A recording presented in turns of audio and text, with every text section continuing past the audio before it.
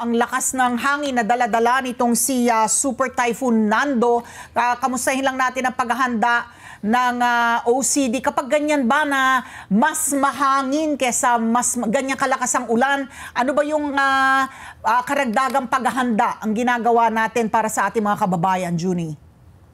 Dito nga po, no, dahil nakita na natin early on na ito ay magiging super typhoon, ang direktiba sa atin at guidance ng ating mahal na Pangulo ay ang full mobilization of government, no, pagdating sa preparedness at response. Kaya as early as last week, ginagawa na natin yung mga pre-disaster risk assessment meeting, yung ating interagency coordinating cell, activated na po ito, no, ng ating NDRRMC chairperson, si Attorney Gilberto Chodoro.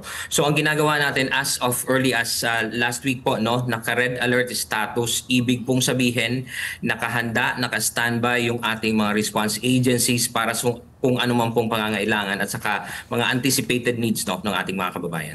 So Sir Junie, sabi nga sa northern part talaga ng ating bansa talagang babagsak ng, kumbaga doon mararamdaman. So I'm assuming dahil nga na nakataas na sa signal number 5, marami na pong bang naka-evacuate na po.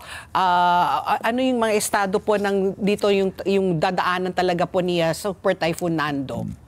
Opo, dito po sa ating datos, no, as of early this morning, meron na tayong mahigit na 1,000 families na preemptive evacuation. But as we speak, no, ngayon ongoing po yung pagpupulong ng ating interagency coordinating cell sa NDRRMC. At this is again nandito po ipupulong, no, ni Secretary Gilberto Chodoro at ng OCD din ng aming Undersecretary Harold Cabreros. So we update po, no, kasi nako-contact pa naman natin itong mga rehiyon na ito, yung ating mga regional offices. So as we speak, tinitingnan natin na mas lalaki pa po itong numero ito na more than 1,000 families na ang preventive evacuees. Okay. Kapag ganito, Junie, no, na kapag down na ang communication line, so you would think na wala nang cellphone, wala nang access sa internet, paano makaka-access yung ating mga kababayan sa how do they stay updated?